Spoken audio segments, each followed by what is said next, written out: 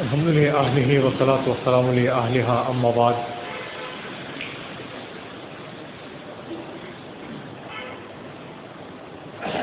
قال اللہ تعالی ان الدین عند اللہ الاسلام.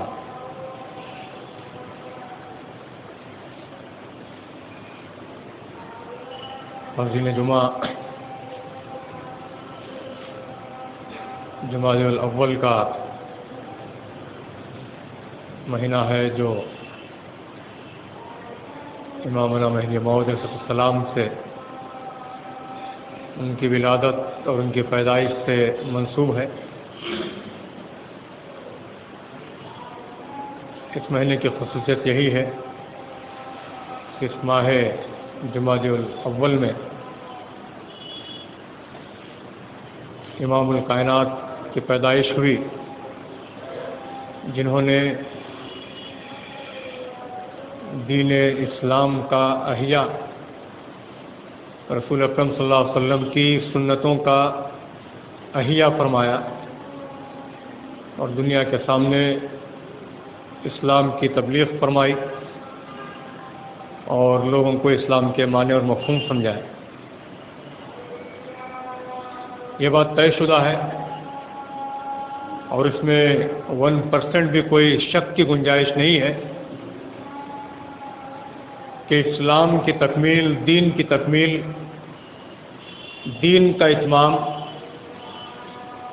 رسول اکرم صلی اللہ علیہ وسلم ہی کے دور میں ہو چکا تھا. دین کی مکمل تصویر اور دین کا مکمل ڈیفینیشن، اس کا تعارف، اس کے احکام، اس کے فرائض، اس کی شرائط، تمام چیزیں رسول اکرم صلی اللہ علیہ وسلم کے دور میں مکمل ہو چکی تھیں. رسول اکرم صلی اللہ علیہ وسلم نے جب دنیا سے فرمایا تو آپ نے دین کو مکمل کر کے اس دنیا سے پردہ فرمایا اور دین کے اندر کوئی کسر آپ نے باقی نہیں رکھی. اس میں کوئی شک نہیں ہے اور نہ کوئی شک کرنے کا اس کے اندر کسی کو اختیار. رسول اکرم صلی اللہ علیہ وسلم کے سلسلے میں اللہ تعالیٰ نے اسی دین اسلام کے بارے میں اس آیت شریفہ کو بطور سند نازل فرمایا، الیوم اکملت لکم دینکم. رسول اکرم صلی اللہ علیہ وسلم کے آخری ایام ہے، آپ کی زندگی کے، آپ کی حیات کے آخری دن ہے، اور ان دنوں میں اللہ تعالیٰ نے یہ اعلان فرمایا کہ آج کے دن تمہارے لیے دین مکمل ہو گیا ہے، دین کی تشریح مکمل ہو چکی ہے، دین کے فرائض مکمل نافذ ہو چکے ہیں، دین کے تمام گوشوں کو مکمل کر دیا گیا ہے اور دین کو سمجھا دیا گیا ہے. اب بات ہے کہ اس کے اوپر عمل کرنے کی، کہ اس دین کے اوپر عمل کرنا چاہیے. رسول اکرم صلی اللہ علیہ وسلم کے آپ کی ہین حیات ہی صحابہ کرام نے مکمل طور پر دین اسلام کو فالو کیا، دین اسلام کو اپنی زندگی میں داخل کیا. ان کا چلنا پھرنا دین اسلام کے مطابق تھا، ان کا بات کرنا دین اسلام کے مطابق تھا، ان کے معاملات دین کے مطابق ہو گئے، ان کے تعلقات اسلام کے متعلق ہو گئے، ان کے آپسی جو روابط تھے وہ روابط اسلام کے مطابق ہو گئے. ہر چیز انہوں نے دین کے مطابق کرنی شروع کی. ان کے از اول تا آخر زندگی کو انہوں نے دین کو کے مطابق ڈھال لیا، اسلام کے مطابق ڈھال لیا. ان کا اٹھنا اسلام کے مطابق، ان کا بیٹھنا اسلام کے مطابق، ان کی زندگی کا ایک ایک گوشہ اسلام کے مطابق تھا. گھر کی زندگی اسلام کے مطابق تھی، بازار کی زندگی اسلام کے مطابق تھی. صحابہ اکرام کو بولنے کی ضرورت نہیں تھی. آپ نے رسول اکرم صلی اللہ علیہ وسلم کو جیسا کرتے ہوئے دیکھا ویسا انہوں نے عمل کر لیا. رسول اکرم صلی اللہ علیہ وسلم کے ایک ایک عمل پر صحابہ اکرام نے عمل کیا، ایک ایک عمل کو فالو کیا، ایک ایک عمل کی اتباع کی، ایک ایک عمل کو انہوں نے اپنا حرز جان بنایا، اپنی زندگی کا مقصد بنا لیا. رسول کا اٹھنا ان کی زندگی کا مقصد. رسول اگر مسکرا دیتے ہیں تو صحابہ خوش ہو جاتے، ان کی زندگی میں ایک بہار چھا جاتی. رسول اکرم صلی اللہ علیہ وسلم کوئی حکم فرماتے تو اس کو جتنا جلد ہوتا اتنی جلد اس کو عمل کرنے کے لیے وہ کوشاں ہو جاتے تھے. صحابہ کرام رسول اکرم صلی اللہ علیہ وسلم کی آبرو کی ایک جنبش پر اپنی زندگی کے مطابق ڈال لیا، اپنی ساری زندگی کو انہوں نے وقف کر دیا، اپنے آپ کو انہوں نے ڈیڈیکیٹ کر دیا رسول اکرم صلی اللہ علیہ وسلم کے لیے۔ انہوں نے اپنی زندگی کو نہیں بلکہ اپنے گھر والوں کو، اپنے رشتہ داروں کو، اپنی اولاد کو، اپنے بیوی بچوں کو، اپنے گھر کے ایک ایک فرد کو، اپنے مال و دولت کو، اپنی جائیداد، اپنے باغات، اپنے کھیتوں کو اللہ کے رسول کے حوالے کر دیا، ان کے وقف کر دیا، اور انہوں نے ثابت کر دیا ان الدین عند اللہ الاسلام، اللہ کے پاس اگر کوئی محبوب ترین دین ہے، پسندیدہ دین ہے تو وہ اسلام ہے، اور مسلمان وہ ہے جو دین اسلام پر چلتا ہے اور اس پر مر مٹنے کے لیے تیار رہتا ہے۔ صحابہ کرام نے زندگی ہی میں رسول اکرم صلی اللہ علیہ وسلم کی یہ بتا دیا کہ اسلام پر عمل کیسے کیا جاتا ہے۔ اب رسول اکرم صلی اللہ علیہ وسلم کی وفات ہوئی، آپ کا انتقال ہوا، اب ضرورت پڑی، پہلے یہ ایک مرکز تھا، ایک ذات تھی جو تمام شعبوں کو چلا رہی تھی، تمام شعبوں کی نگرانی کر رہی تھی۔ اب اس کے بعد خلیفہ رسول اور خلیفۃ المسلمین کی ذمہ داری تھی کہ ان تمام چیزوں کو بانٹ کر لوگوں سے کام لیا جائے۔ سب سے پہلے قرآن پاک کی حفاظت کا مسئلہ آیا، اس کی حفاظت کے لیے قرآن کو جمع کرنے کا کام ہوا۔ امت میں جو پہلا کام ہوا ہے وہ قرآن پاک کو جمع کرنے کا کام ہوا ہے۔ قرآن پاک کو جمع کرنے کی جب باری آئی تو تمام صحابہ کرام کے پاس، کسی کے پاس 2 صورتیں تھیں، کسی کے پاس 10 صورتیں تھیں، کسی کے پاس چند آیتیں تھیں، کسی کے پاس آدھا قرآن موجود تھا، کسی کے پاس بے ترتیب یعنی پہلے اول کی کوئی ترتیب نہیں تھی، اور اس اعتبار سے قرآن پاک محفوظ تو تھا لیکن اس کو جمع کرنے کی بات تھی، اس کی تدوین کی بات تھی۔ تو حضرت ابو بکر، حضرت عمر اس سلسلے میں کوشاں ہوئے۔ حضرت عثمان غنی کے پاس جو قرآن پاک موجود تھا اور جو آپ کے پاس جو مصحف تھا جس کی نشاندہی رسول اکرم صلی اللہ علیہ وسلم نے فرمائی تھی، جس کی ترتیب رسول اکرم صلی اللہ علیہ وسلم کے مطابق تھی، تو اس وقت اس بات کی ضرورت پڑی کہ قرآن کو جمع کیا جائے، اس کی تدوین کی جائے۔ دین کو محفوظ کرنے کے لیے جو سب سے پہلی ہماری بنیاد ہے قرآن کو مستحکم کرنے کے لیے، تو قرآن کو مستحکم کرنے کے لیے حضرت عثمان اٹھے، حضرت عمر اٹھے، حضرت علی اٹھے، اور اسی طرح سے مختلف صحابہ کرام اٹھے، اور انہوں نے ایک کارنامہ انجام دیا۔ قرآن پاک کو انہوں نے تدوین کر دیا، اس کو محفوظ کر دیا، اس کو جمع کر دیا، اور جو قرآن پاک حضرت عثمان کے زمانے میں جمع ہوا ہے آج وہی قرآن ہے جو ہمارے ہاتھوں میں ہے، وہی ترتیب ہے جو ہمارے ہاتھوں میں قرآن ہے۔ حضرت عثمان کی جو ترتیب تھی اسی ترتیب کے مطابق ہم قرآن پاک کو پڑھتے ہیں، اس کو چھاپتے ہیں، اس کو لکھتے ہیں، اس کو سمجھتے ہیں۔ قرآن پاک کی تدوین کا مسئلہ تھا، وہ مسئلہ سب سے پہلے حل ہوا، اور اس کو حل کرنے کے بعد ان کی نظر، صحابہ کرام کی نظر حدیث مبارک کے اوپر پڑی۔ دین کی ایک بنیاد کو انہوں نے محفوظ کر دیا۔ محفوظ کرنے والی ذات تو اللہ ہے۔ اللہ نے فرمایا وَإِنَّا لَهُ لَحَافِظُونَ، ہم خود اس کی حفاظت کرنے والے ہیں۔ تو حفاظت اللہ تعالیٰ نے صحابہ کرام کو لیا، اس کا ذریعہ بنایا، اور قرآن کی حفاظت ہوئی۔ اس کے بعد حدیث کی حفاظت کا مسئلہ آیا تو صحابہ کرام میں ایک بات اٹھی کہ لوگ ختم ہو رہے ہیں، صحابہ کرام ایک ایک کر کے دنیا سے اٹھتے چلے جا رہے ہیں۔ اگر یہی حال رہا تو قرآن حدیث کے اندر بہت سی ضعیف حدیثیں، موضوع حدیثیں گھڑ دی جائیں گی، اور گھڑ دی گئی تھی۔ اس وقت صحابہ کرام نے بہت ہی احتیاط کے ساتھ حدیث کے کام کو ہاتھ میں لیا، اور یہ اعلان فرمایا کہ حدیث جس کے پاس موجود ہے وہ اپنی اپنی جگہ پر اپنے پاس اس کو جمع کرے، اور جمع کرنے کے بعد اس کو الگ الگ اس کی ترتیب دی گئی، اور اس کو یہ کہا گیا، اور یہ کبھی اس کو قرآن پاک کے بعد جو درجہ دیا گیا ہے امام بخاری کی کتاب کا، تو وہ چلتے چلتے امام بخاری کے پاس آئی۔ حدیث تو وہیں پر لکھی جا چکی تھی۔ رسول اکرم صلی اللہ علیہ وسلم نے ارشاد فرمایا اکتبوا انی، مجھ سے حدیثیں لکھ لیا کرو، کہیں ایسا نہ ہو کہ وہ حدیثیں تم بھول جاؤ اور میری بات میں کہیں التباس نہ پیدا ہو جائے، کہیں شک و شبہ نہ پیدا ہو جائے۔ تم شک نہیں پیدا کرو گے، تمہارے بعد میں آنے والے 400 سال 500 سال کے بعد آنے والے وہ افراد ہوں گے جو دین کے اندر نئی نئی بات کو ڈال کر حدیث کے نام سے اس کو جاری کریں گے، دین کے اندر سنتوں کے اندر اپنی طرف سے، اپنے نفس کی طرف سے کوئی بات کا اضافہ کریں گے، اور پھر اس کو دین کے مطابق اس کو دین کہہ کر لوگوں کے سامنے پرچار کریں گے۔ اس طرح سے صحیح جو سنتیں ہیں، صحیح جو حدیثیں ہیں وہ چھپ جائیں گی، اور لوگوں کی طرف سے گھڑی ہوئی روایتیں اور گھڑی ہوئے رواج امواج اور گھڑے ہوئے رسوم وہ دنیا کے اندر ثابت ہو جائیں گے، اسلام چھپ جائے گا اور ساتھ میں بدعتیں عام ہو جائیں گی، اسلام چھپ جائے گا، رسوم سامنے آ جائیں گے، اسلام چھپ جائے گا اور دنیا کی دوسری تمام وہ نظریات سامنے آ جائیں گے۔ اصل جو اسلام ہے، نبی کریم صلی اللہ علیہ وسلم کی جو سنتیں ہیں وہ چھپ جائیں گی اور آباء و اجداد کے طریقے وہ سامنے آ جائیں گے اور وہ دین کے طور پر متعارف ہو جائیں گے۔ تو رسول اکرم صلی اللہ علیہ وسلم نے ارشاد فرمایا کہ اکتبوا عنی، مجھ سے لکھ لیا کرو۔ وہ شخص منافق اور زندیق ہے جو حدیث کے اوپر کلام کرنے کی کوشش کرتا ہے، کیونکہ رسول اکرم صلی اللہ علیہ وسلم نے جو احتیاط بتائی، ابو بکر صدیق، حضرت ابو ہریرہ، حضرت انس بن مالک، حضرت ابن عباس، ان لوگوں نے اپنا خون جگر دیا ہے حدیث کی حفاظت کے لیے۔ ایک جملہ ہے رسول اکرم صلی اللہ علیہ وسلم کا، انما الاعمال بالنیات، ایک ہی جملہ ہے لیکن اس کو بیان کرنے والے 70 صحابہ اکرام ہیں۔ رسول اکرم صلی اللہ علیہ وسلم ایک مسجد میں بیٹھے، آپ مسجد نبوی میں، اسی طرح سے محفل جمی ہوئی ہے۔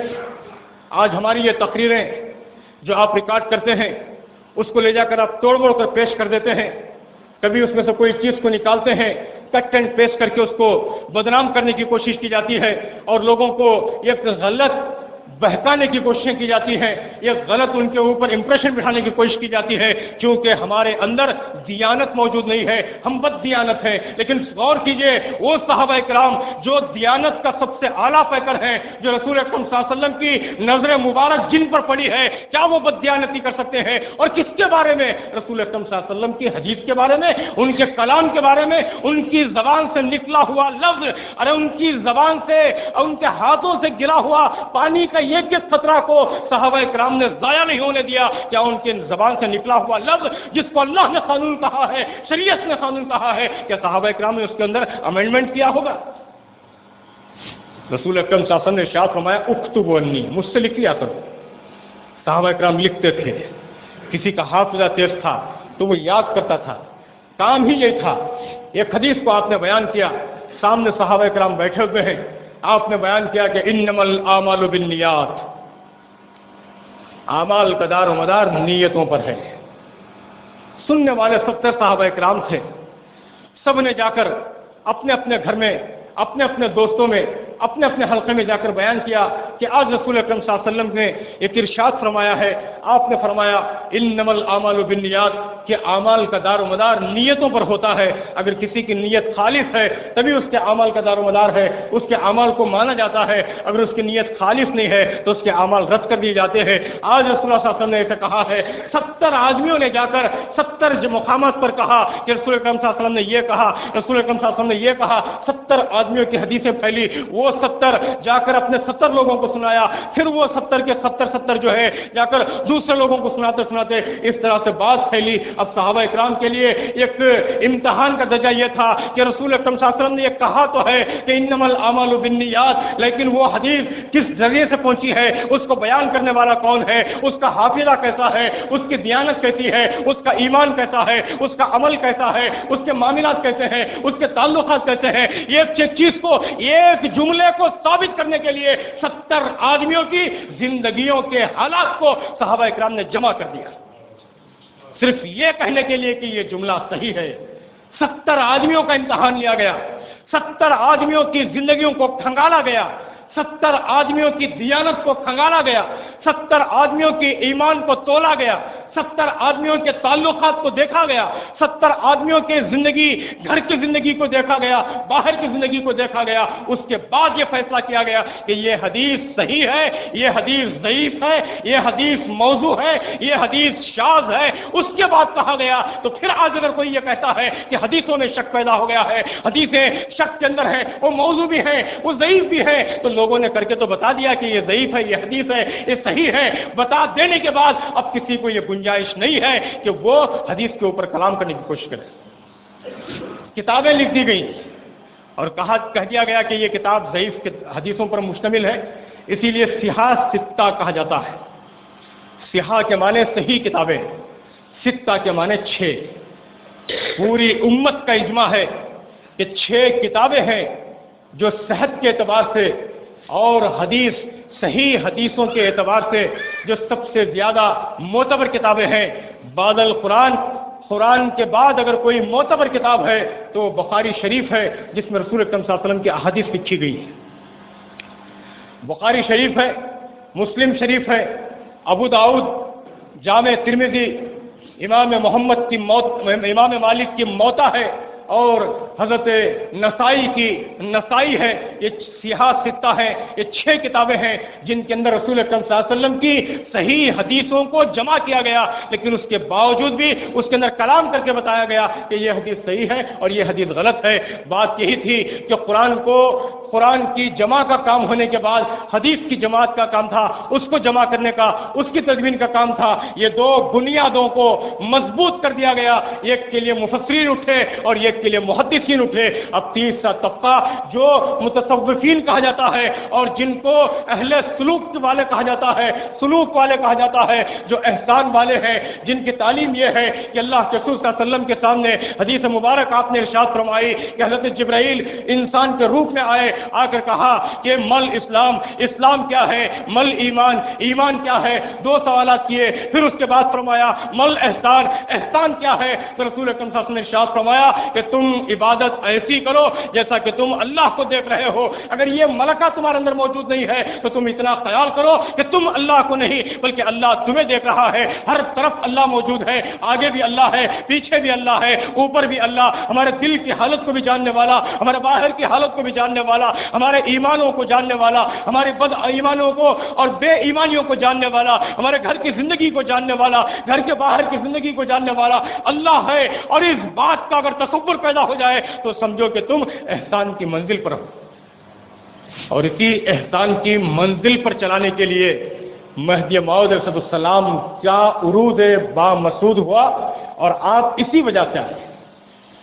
آج ہم نے ان کو رسموں میں بانٹ دیا، آج ہم نے ان کی ذات کو یہ کہہ دیا کہ یہ رسم کرنے کے لیے، یہ رسم کرنے کے لیے، دین میں یہ امینڈمنٹ کرنے کے لیے ہم نے اپنے طور سے اس کو کیا ہے، ورنہ خلیفۃ اللہ نے کبھی یہ اعلان نہیں فرمایا۔ آپ نے یہ کہا کہ ہم کوئی نئی شریعت لے کر نہیں آئے ہیں، رسول اکرم صلی اللہ علیہ وسلم ہی کی شریعت پر عمل کرنے کے لیے ہم دنیا میں آئے ہیں۔ آپ نے صحابہ اکرام کو ہمیشہ یہی تعلیم دی، آپ نے ہمیشہ صحابہ اکرام کو بتایا کہ مہدویت کوئی نیا مسلک یا نیا مذہب نہیں ہے، بلکہ مہدویت کی جو اصطلاح ہے وہ اصطلاح خود مہدی موعود علیہ السلام کے زمانے میں نہیں تھی۔ بعض والوں نے کہا کہ یہ ان کی تحریک ہے تو یہ مہدوی تحریک ہے، مہدوی تحریک ہے، یہ غیروں کی طرف سے دیا ہوا لقب ہے جس کو ہم نے اپنا لیا ہے۔ خلیفۃ اللہ نے کبھی اپنے آپ کو مہدوی نہیں کہا، کبھی آپ نے یہ نہیں کہا کہ میرے ماننے والے کون ہیں، میرے ماننے والے مہدوی ہیں، آپ نے یہ نہیں کہا، بلکہ آپ نے یہ کہا کہ مذہب ما کتاب اللہ وہ اتباع محمد رسول اللہ۔ آپ نے ہمیشہ بھائی کا لفظ استعمال کیا ہے کہ بھائی بھائی آپ کہا کرتے تھے، آپ نے کبھی کسی کو مہدوی نہیں کہا، اور کبھی نہ کبھی آپ نے ترغیب دی ہے، بلکہ آپ نے ترغیب یہ دی کہ یہ تمہارا دینی بھائی ہے، یہ تمہارا بھائی ہے، اس کی قدر کرو۔ اور بھائی کے بارے میں آپ کی نقلیات کے اندر بہت سی باتیں آتی ہیں جس میں آپ نے برادر کا لفظ استعمال کیا ہے، آپ نے کبھی بھی مہدوی کا لفظ استعمال نہیں کیا۔ یہ دوسروں نے ہمیں لقب دیا ہے کہ یہ سید محمد جون پوری کو مہدی مانتے ہیں، اور اس اعتبار سے یہ مہدوی ہے، مہدوی تحریک اس طرح سے تاریخ میں کتاب لکھا گیا، لیکن حقیقت میں یہی ہے کہ ہم اصل مسلمان ہیں اور ہم اصل رسول اکرم صلی اللہ علیہ وسلم کا اتباع کرنے والے ہیں۔ اور خلیفۃ اللہ نے یہ فرمایا کہ میں رسول اکرم صلی اللہ علیہ وسلم انی عبداللہ تابع محمد رسول اللہ، میں اللہ کا بندہ ہوں اور رسول اللہ صلی اللہ علیہ وسلم کی اتباع کرنے کے لیے آیا ہوں۔ اور اتباع آپ نے کس چیز میں کی ہے اس کو بھی سمجھنے کی ضرورت ہے۔ ابو بکر صدیق نے بھی فرض نماز پڑھی، آپ نے بھی تو اتباع کی، رسول اللہ صلی اللہ علیہ وسلم کی، حضرت عمر نے اتباع کی، حضرت ابو ہریرہ نے اتباع کی۔ ابو ذر غفاری کے بارے میں آتا ہے کہ آپ نے ہمیشہ اپنا قدم عالیت پر رکھا، رخصت پہ نہیں رکھا، سب نے اتباع کی ہے۔ پھر مہدی علیہ السلام یہ کہتے ہیں کہ انی عبداللہ تابع محمد رسول اللہ۔ رسول اللہ صلی اللہ علیہ وسلم سے 2 طرح کے اعمال منقول ہیں،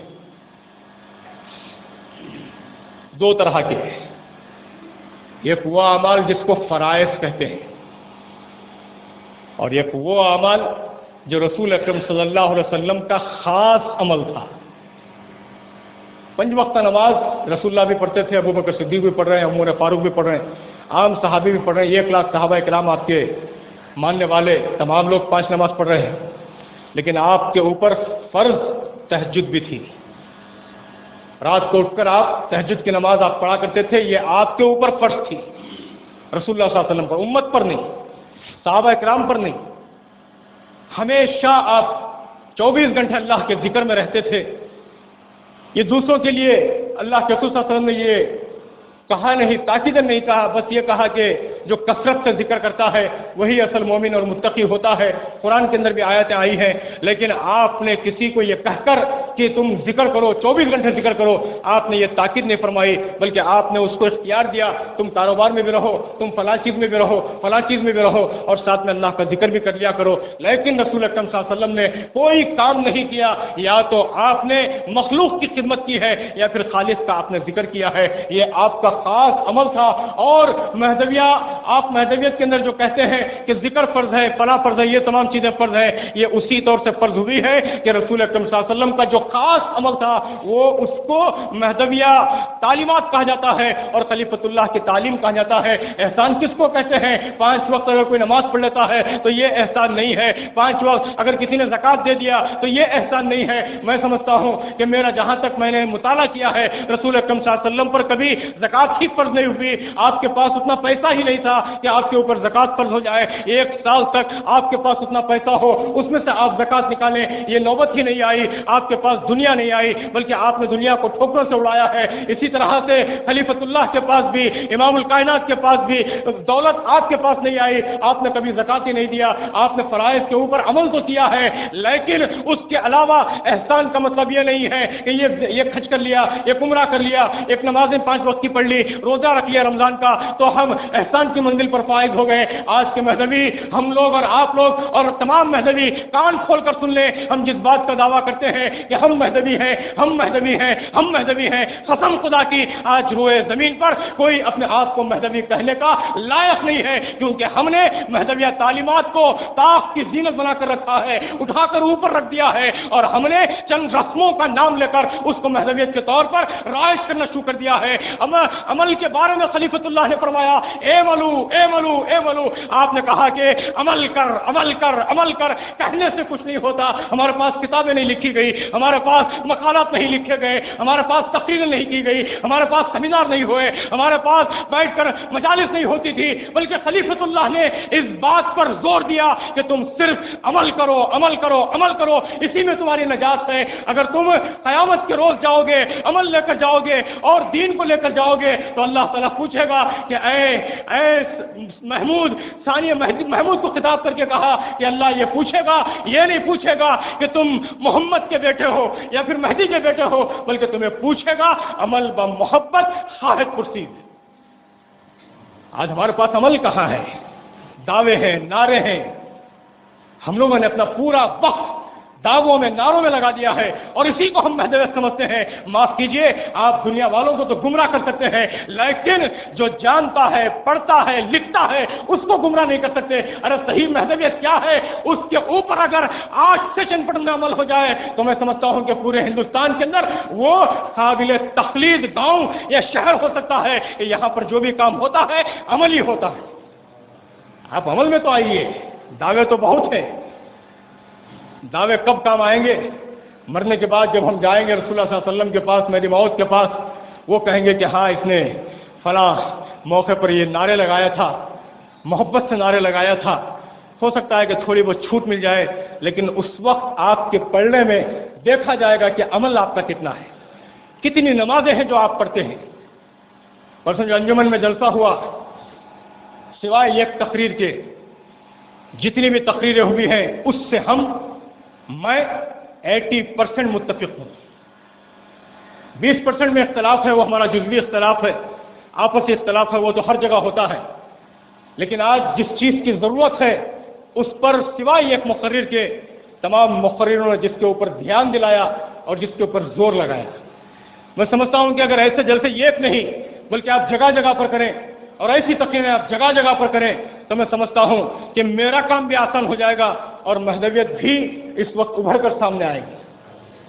आज हमारी एक बात की जरूरत है کہ ہم دل سے مہدویت کو مانیں. زبانیں سے تو بہت کہتے ہیں، زبانیں ہماری بہت چلتی ہیں، لیکن ہمیں دل سے یہ بن کر دکھانا ہوگا کہ ہم رسموں کے غلام نہیں ہیں بلکہ ہم مہدی کے غلام ہیں. ہم بدعتوں کے غلام نہیں ہیں بلکہ مہدی کے غلام ہیں. ہم رواجوں کے غلام نہیں ہیں بلکہ مہدی کے غلام ہیں. ہم اپنے آبا و اجداد کے غلام نہیں ہیں بلکہ مہدی کے غلام ہیں.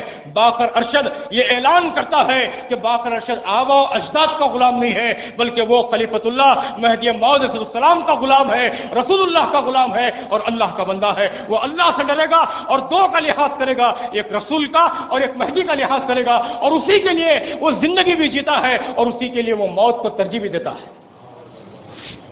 باتیں تو بہت ہم کر سکتے ہیں، لیکن اب اس وقت جو ہے جو حالات کی نزاکت ہے، ایک اعتبار سے جو ہے میں آپ کے سامنے چند باتیں میں نے رکھا ہوں. ایک بنیاد میں نے آپ کو بتائی ہے کہ مہدویت کے معنی کیا ہے. ہم نے جس کو سمجھا ہے وہ مہدویت نہیں ہے، وہ ہمارا کلچر ہے، ہماری تہذیب ہے. میرا الگ کلچر ہے. اب ہم لوگ اتنے بیٹھے ہیں، سب کا ڈریس الگ الگ ہے. میرا لباس الگ، آپ کا لباس الگ، آپ کا لباس الگ، آپ کا لباس الگ، سب کی صورتیں الگ ہیں، سب کا اٹھنے بیٹھنے کا انداز الگ ہے، بات چیت کا انداز الگ ہے. اس طرح سے ہو سکتا ہے کہ کلچر یا تہذیب الگ الگ ہو سکتی ہے. مہدویہ کلچر جس کو کہا جاتا ہے وہ الگ الگ ہو سکتا ہے. چند پٹن میں بحریان کے موقع پر بعض لوگوں کے پاس پانی کی ضرورت ہے اور حیدرآباد میں پانی نہیں رہ جاتا بلکہ وہاں پر لکڑیاں لائی جاتی ہیں. اب یہ اگر اس کو آپ یہ کہیں گے کہ پانی لانا فرض ہے تو پھر حیدرآباد کے مہدویوں کو بھی کہیں کہ وہ بھی پانی لائیں. کلچر ہے، الگ الگ ہے. حیدرآباد کے اندر مہدویہ جو طریقے ہیں وہ الگ ہیں، چند پٹن کے اندر جو مہدویہ طریقے ہیں وہ الگ ہیں، اور چند پٹن کے اندر بھی جو ہے بعض لوگوں کے الگ، بعض لوگوں کے الگ، سب کے الگ ہے. لیکن مہدویت ایک ہے، اور وہ کیا ہے؟ مذہب ما کتاب اللہ، اتباع محمد رسول اللہ. اس کے اندر کسی کا نہ باپ آئے گا اور نہ کسی کا دادا اس کے اندر دخل کرے گا. یہ جو بھی مہدویت ہے احسان کی تعلیم ہے، اور احسان کی تعلیم میں کسی تیسرے کا دخل نہیں ہونا چاہیے. رسول اللہ نے کیا فرمایا؟ ایسے نماز پڑھو، ایسے عبادت کرو جیسے تم خدا کو دیکھ رہے ہو. یہ کیفیت تو ہمارے اندر نہیں ہے. آج کوئی دعویٰ بھی نہیں کر سکتا. ہم لوگ گناہ گار، جھوٹ کے متوالے، دھوکہ دینے والے، فریب کرنے والے، ہم کہاں سے دعویٰ کر سکتے ہیں کہ ہم اللہ کو دیکھ رہے ہیں؟ اللہ کے رسول صلی اللہ علیہ وسلم نے ہماری مشکل آسان کر دی. اگر یہ کیفیت تمہارے اندر نہیں ہے تو کم سے کم یہ کیفیت پیدا کرو کہ خدا تمہیں دیکھ رہا ہے. اب اس کے اندر اللہ کے رسول صلی اللہ علیہ وسلم نے یہ نہیں فرمایا کہ یہ دیکھو کہ منو میں ابھی تمہیں دیکھ رہی کیا نہیں، اوپر سے سید باقر صاحب بھی دیکھ رہی کیا نہیں، دیکھو تمہیں کھڑکی میں سے جھانک کو. نہیں، احسان کے اندر کسی تیسرے کا دخل نہیں ہے. مرشد بھی صرف آپ کو راستہ دکھا دیتا ہے کہ یہ راستہ چلنے کا ہے. وہ انگلی پکڑ کے آپ کو نہیں لے جائے گا، آپ کو راستہ دکھائے گا کہ یہ صحیح راستہ ہے. This is the right way. You have to go Bangalore. If you want to go Bangalore you have to take this way. چلے جاؤ آپ اس طرف سے. آپ کو پہنچنا پڑتا ہے، آپ کو جانا پڑتا ہے.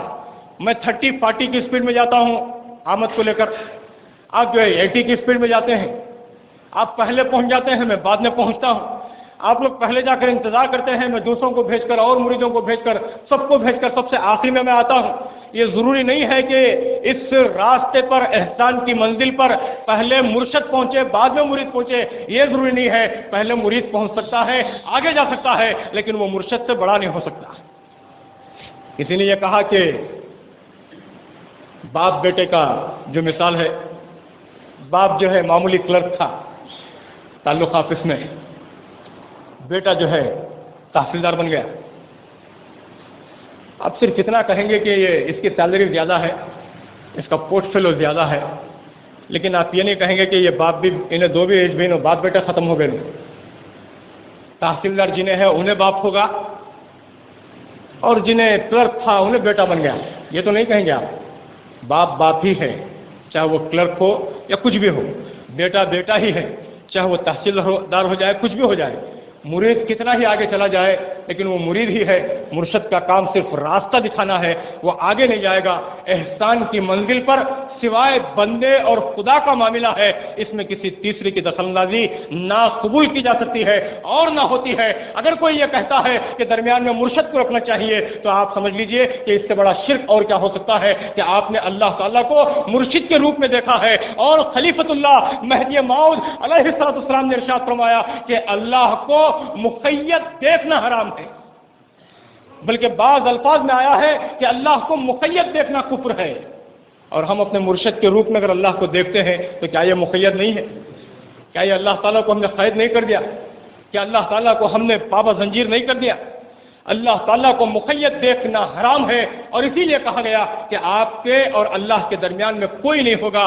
آپ کے دماغ میں اللہ کا لفظ آتا ہے، جیسے ہی اللہ کا لفظ آتا ہے آپ اللہ کے لیے دعا کرتے ہیں تو کسی کے ذہن میں جیسے ہی وہ اللہ کہتا ہے کعبۃ اللہ اس کے سامنے آتا ہے، کوئی اللہ کہتا ہے تو مدینہ اس کے سامنے آتا ہے، کوئی اللہ کہتا ہے تو آسمان اس کے سامنے آتا ہے، کوئی اللہ کہتا ہے تو ہر طرف روشنی ہی روشنی ہے اس کے ذہن میں آتا ہے، کوئی بچہ اللہ کہتا ہے تو اس کو کہا جاتا ہے کہ اللہ ایک نور ہے تو وہ سمجھتا ہے کہ بہت بڑا لائٹ ہے، اس کے ذہن میں وہ بات آتی ہے۔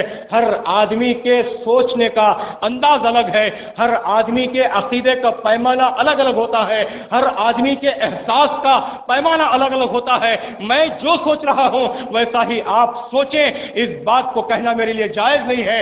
آپ جو سوچ رہے ہیں ویسا ہی کوئی دوسرا سوچے، آپ اگر اس بات پر زبردستی کرتے ہیں تو یہ حرام ہے۔ اور اسی طرح سے عقیدے کے اندر کوئی زبردستی نہیں چلتی۔ میرا عقیدہ کیا ہے وہ میرے دل میں ہے، آپ کا عقیدہ کیا ہے وہ آپ کے دل میں ہے۔ اگر کوئی عقیدہ پوچھتا ہے تو وہ بلکہ اس نے کوئی یہ غلط کام کیا ہے، اور اگر کوئی اپنا عقیدہ بتا دیتا ہے تو وہ اس سے بڑا غلط کام ہوا ہے۔ عقیدہ بتانے والی چیز نہیں ہے، یہ کس کو بتایا جاتا ہے؟ صرف اللہ کو۔ شریعت بتانے والی چیز ہے، عمل بتانے والی چیز ہے۔ عقیدے کے بارے میں یہ نہیں کہا کہ تم عقیدہ بتاؤ، اپنا بتاؤ اپنے دل میں کیا ہے، تم اللہ کو کیسے جانتے ہو، اللہ کو کیسے مانتے ہو، اللہ تعالیٰ کیسا ہوتا ہے، اللہ تعالیٰ کو تم کس اعتبار سے تم اللہ تعالیٰ کا تصور کرتے ہو۔ یہ اگر کوئی پوچھنے جاتا ہے تو یہ پوچھنا جو ہے جائز نہیں ہے، کیونکہ عقیدہ جو ہے وہ من کی چیز ہے، اور جو عمل ہوتا ہے وہ باہر کی چیز ہوتی ہے، وہ سب کو چلنے کے لیے ہوتا ہے۔ اسی لیے شریعت کا جو حکم لگتا ہے وہ صرف عمل کے اوپر لگتا ہے، ظاہر کے اوپر لگتا ہے۔ اگر کوئی ظاہر میں یہ کہتا ہے کہ نعوذ باللہ الفا مرہ نعوذ باللہ لا الہ الا اللہ محمد رسول اللہ میں نہیں مانتا، اگر کوئی یہ کہتا ہے تو وہ کفر ہے، کیونکہ ظاہر میں اس نے کہا۔ لیکن اگر کوئی ایک آدمی ہے جس نے ظاہر میں کہا لا الہ الا اللہ محمد رسول اللہ، لیکن اندر میں کوئی اور ایمان رکھتا ہے، تو شریعت اس کے اوپر کوئی حکم نہیں لگاتی، بلکہ ظاہر پر اس کا حکم لگتا ہے۔ اسی طرح سے آج جو ہے کلمے بھی لوگ بدلنے کی کوشش کرتے ہیں۔ بہرحال جو ہے دوسری طرف ہم آتے ہیں تو یہ جو عنوان ہے یہ تھوڑا سا ابھی بھی اس کو تشنا ہے، انشاءاللہ اس کو اگلے نشستوں میں اس کو پورا کروں گا کہ مہدویت کیا ہے۔ پہلے آپ سمجھ جائیں، میرے مریدین، میرے معتقدین، مجھے چاہنے والے، مجھے سننے والے، پہلے آپ حضرات سمجھ جائیں کہ مہدویت کس کو کہتے ہیں، پھر یہ تمام جھگڑے ختم ہو سکتے ہیں۔ اور تمام جھگڑوں کا اصل بنیاد یہ ہے کہ ہم نے جو مہدویت کو سمجھا ہے وہ رسول اکرم صلی اللہ علیہ وسلم کے اقوال سے سمجھا ہے، اور لوگ جو سمجھنے کی کوشش کرتے ہیں وہ اپنے آباء و اجداد سے سمجھنے کی کوشش کرتے ہیں۔ اللہ تعالیٰ جو ہے ہمیں نیک توفیق عنایت فرمائے، اور صحیح دین کو سمجھنے اور دین پر چلنے، اور صحیح احسان کی تعلیم کو سمجھنے اور احسان کی تعلیم پر چلنے کی توفیق عنایت فرمائے۔ یہ خوشخبری آپ حضرات کے سامنے ہے کہ اس وقت کچھ نوجوان ہیں جو تربیت ہونا چاہتے ہیں، مجھ سے بیعت لینا چاہتے ہیں۔ یہ اس میں سے چند تو ایسے تھے جو بہت 3-4 سال سے مجھے بولتے آتے تھے کہ ہم آپ کے تربیت ہونا چاہتے ہیں، تو میرا معمولی ایک جملہ ہے کہ ظاہر میں ہونے کی ضرورت نہیں ہے، دل میں رکھ لے تو کافی ہے۔ یہ ہمیشہ میں تلاسلہ کو آیا ہے، دیکھیں گے چھوڑتا ہے، کیونکہ جو ہو سکتا ہے کہ آدمی کا پھر دل بدلے، پھر جو ہے اس کو سوچنے کا موقع ملے۔ آتے ہی فوراً پکڑ کو گردن پکڑ ڈالنے والا میں نہیں۔ میاں نکاح بننا کس کا بھائی؟ ہمارے سالے کس کے مرید انہوں فلاں کے تھے، اب انہوں نہیں آتے کریں، ایک شرط کو بنتو کیا اللہ کو تربیت کرا، یہ بلیک میلنگ کی تربیت، میرا تربیت ہونا بعد میں نکاح بنتو، یہ جو ہے پیری مریدی جو ہے یہ شریعت کی نہیں ہے، یہ بلیک میلنگ ہے، وہ بلیک میلنگ میں نہیں کرتا۔ اور ایک ہے مجبوری کی تربیت، ایک ہے میاں ہماری بہو کو تربیت کرنا، دھندے بھی کریں گے جاؤ نہیں میاں آپ 2 مہینے پہلے آیا تھا تب بھی وہی بولے، اب بھی وہی بول رہی ہماری بھوک کو کرنا نہیں بندے جاؤ کریں گے نہیں، میں زچگی کا ٹائم قریب آ گیا۔ یہ جو ہے یہ ضرورت کی تربیت ہی نہیں۔ تربیت کا اصل جو معنی مفہوم یہ ہے کہ آدمی اللہ کو پانے کے لیے، شریعت کے راستے کو اختیار کرنے کے لیے ایک رہبر کو چنتا ہے۔ ہم یا تو نکاح بننے کے لیے چنتے ہیں، یا پھر جو ہے بہو کی زچگی آسان سے ہو جائے اس لیے ہم مرشد کو چنتے ہیں۔ وہ یا کہ مرشد کیا بولتے ہیں گینگ نا وہ زچگی کا ڈاکٹروں نے، نعوذ باللہ آپ لوگوں نے جو ہے تربیت کا، بیعت کا، مرشدی کا آپ نے مذاق اڑا لیا ہے۔ اب اس کو مذاق سمجھتے ہیں، یہ سب کام حجاب کرا لے وہ نکل پا جاؤ، ان کے کرا لیا آ جائے، اب لاجا کرا لگا جائے گی سوچ، مرشد کو بلا لیں گے، پکا دال کو اچھا کھا لیتی میاں، کھا کو کر کو چل جاتی، فون کر کے بولتے ہیں میاں چارنیا کھا جاؤ کام بھائی تربیت کرنا ہماری بھوک کو، ارے نہیں میں کہیں گے پکا دلی میں سب پورا پکا دلی سب ریڈی ہے، تو میں آ کر دھونے والا کھانے کو لے چل جاؤ۔ گویا کہ آپ نے جو ہے یہ بیپار بنایا ہے۔ اگر ایسا ہے تو میں یہ تربیت کو نہیں مانتا، یہ مرشدی بھی نہیں مانتا میں، اور یہ پیری بھی نہیں مانتا، یہ مریدی بھی نہیں مانتا۔ اصل جو چیز ہے کہ آدمی اپنی رہبری کے لیے شریعت پر چلتے ہوئے اللہ کو حاصل کرنے کے لیے ایک رہبر کو چنتا ہے، اور وہ رہبر آپ کا مرشد ہوتا ہے۔ تو نوجوانوں سے میں نے بات کی تو انہوں نے اس کا مجھے یقین دلایا کہ نہیں میاں ہمیں یہ ہاراں کے واسطے، سہریاں کے واسطے ہمیں نہیں کر رہی، بہت جنے کے شادیاں بھی ہو گئی ان لوگوں میں سے، اور وہ چاہ رہی ہیں کہ نا ایک صحیح ہمارا رہبر ہونا، ہمارے اعمال اور ہمارے عقیدے کو سدھارنے کے لیے، اور اسی طرح سے ہمارے دین پر ہمیں چلانے کے لیے ایک ہمیں رہبر کی ضرورت ہے۔ ان لوگوں کا حسن ظن ہے، ان کی نظر مجھ پر پڑی ہے، ورنہ میں سمجھتا ہوں کہ میں اس کا قابل نہیں ہوں کہ میں کسی کی رہبری کر سکوں۔ مجھے خود اب اس وقت ایک 15 دن سے اندھیرا ہو گئے، کان دیکھے تو بھی لیٹاں بجھ گئی پورے، تو میں سوچا کہ مجھے دیکھ کو بجھ جا رہی ہوئی کہ لیٹاں کیا بھی وہاں کا لیٹ بجھ گیا، وہاں کا لیٹ بجھ گیا، وہاں کا بجھ گیا، سب لیٹاں بجھ جا رہی نا کی میں وہ کیا تو قصہ ہو گیا تو کہ وہ کر کو میں کسی کی پوچھنے بولے تمہیں چل پا رہی نا میاں وہ سچاں کے اوپر تم پاؤں رکھا گئی، سچ میں جب پاؤں رکھتے ہی تمہیں انہیں آف ہو جا رہا تھا۔ میرا جو ہے میری ایک دعا ہے کہ اللہ تعالیٰ میرے وجود سے چند پٹن میں روشنی رکھے، اگر میرے وجود سے اندھیرا آتا ہو تو اللہ تعالیٰ مجھے یہاں سے کہیں اور شفٹ کر دے، میرے سے تکلیف نہ پا آپ کو، چند پٹن کو تکلیف میرے طرف سے نہیں ہونا، میری قوم کو میری ذات سے تکلیف نہیں ہونا، میرے مریدوں کو، میرے چاہنے والوں کو، میرے بہیخواہوں کو میری ذات سے تکلیف نہیں ہونا۔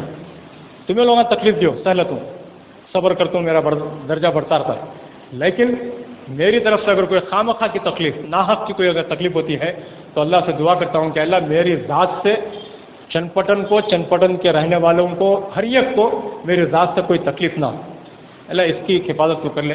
میں اس بات کی دعا کرتا ہوں، ان نوجوانوں کو میں مبارکباد بھی دیتا ہوں، اور ان سے گزارش کروں گا کہ وہ سامنے کی صف میں آئیں، سامنے کے 2 صفحہ میں جتنے بھی جو بھی بیٹھ پڑتی ہیں انہیں میرے مریدان کو بول دوں گی، اس واسطے جنہوں اب بھی سوچلے کو ہیں انہیں حضرت تیسری صف کو چلے جاؤ، 2 صف میں جو ہے آپ حضرت سامنے آ جائیں، ایک 10 منٹ کا معاملہ ہے، اگر کوئی ارجنٹ کوئی کام ہے جانا چاہتے ہیں تو آپ حضرت جا سکتے ہیں، کوئی بیٹھ کے سننے کی کوئی ضرورت نہیں ہے اور نہ بیٹھنے کی ضرورت ہے، بلکہ اگر آپ جانا چاہتے ہیں تو آپ حضرت جا سکتے ہیں، لیکن اگر آپ بیٹھنا چاہتے ہیں تو آپ تشریف رکھیں۔ جو بھی مریداں پہلے بن کو ہی سنو بھی پیچھے جانا، نہیں تو یکساں پھر فیس یکساں ہو جاتی، پھر ڈبل جی سامنے آ جانا، 2 صفحہ چھوڑ کو ذرا پیچھے بیٹھو۔ معلوم ہوندے مریداں کون ہو رہی، بیٹھ کو واچنگ کون کر رہی سو معلوم ہوندے، نیکسٹ بیٹس مین لوگ جو ہے تقریران کے اندر کرکٹ کا میدان، امپر، لگ امپر، کریز، تو ان کے واسطے ایک مشورہ ہے کہ بجائے یہ دین کی تفہیم کے ایک کرکٹ اکیڈمی کھول لینا، انہوں کرکٹ اچھا سمجھاؤ دیں، اچھی طرح سے سمجھ میں آتا ہے، تو ان کا جو ہے ان کا جو اصل جو ان کا پروفیشن ہے وہ یہ دین کی رہبری نہیں ہے، بلکہ کرکٹ کے اندر اگر چلے گا تو ایک اکیڈمی کھول لیا تو ہمارے جتنے بھی کرکٹ کے بچے ہیں وہ پورے جو جا سکتے ہیں اور ان کو سکھا سکتے ہیں، جو بھی ہیں سامنے لائن سے